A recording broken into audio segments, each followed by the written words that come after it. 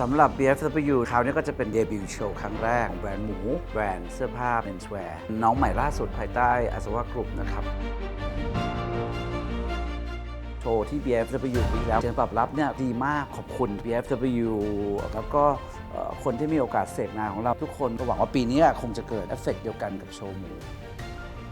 นี่อยู่ประมาณ3 ปีเป็นอีกหนึ่งความชอบและก็รสนิยมส่วนตัวของพี่เหมือนเอาตู้เสื้อผ้าของเรามาขยายให้เป็นคอลเลกชันหลายคนถามว่าทำไมพี่ถึงไม่ทำเทเลอร์สู่ความที่เราทำงานกับเทเลอร์มาตลอดหลาย10 ปีพอมาทำเสื้อผู้ชายอยากจะทำอะไรที่มันสนุกก็เลยเลือกที่จะมาจับงาน casual wear หรืองาน street wear เป็นการปลดปล่อยอารมณ์ความคิดสร้างสรรค์ซึ่งมันแตกต่างกันโดยสิ้นเชิงหมูเนี่ยตั้งอยู่บนพื้นฐานของสิ่งที่เราชอบเลยคือคำว่า preppy นักเรียนนิดๆแล้วก็ works wear vintage wear เอา3คำนี้มาขยำรวมกันเขย่าใหม่กลายเป็นเสื้อผ้าสำหรับหนุ่มสาวชาวเมือง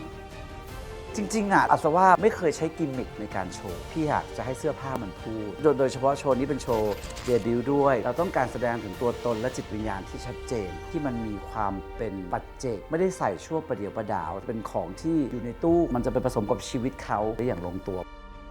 หลายๆคนมองว่าแฟชั่นคือตัวร้ายจริงๆสิ่งที่มันทำให้ไม่ยั่งยืนมันไม่ใช่ตัวเสื้อผ้าแต่มันเป็นวิธีการบริโภคฉันมีของเยอะฉันมีของเร็วฉันยิ่งสวยฉันยิ่งเก๋มันไม่ใช่จริงๆแล้วเนี่ยการเอากลับมาใส่ซ้ำๆวนไปวนมาลดการผลิตต่างๆไปได้เยอะจะบอกทุกคนว่าอย่าไปคิดไกลคิดแค่พฤติกรรมเราก่อนเราจำเป็นต้องมีมันใหม่จะได้ใช้มันกี่ครั้งมันคุ้มไหมไม่ได้หมายความว่าพอต้องคิดอย่างนี้แล้วจะไม่สนุกกับแฟชั่นนี่มันยิ่งทำให้สนุกเพราะมันจะเป็นการคัดกรองตัวเองให้ซื้อของที่ตรงกับวิญญาณของตัวเอง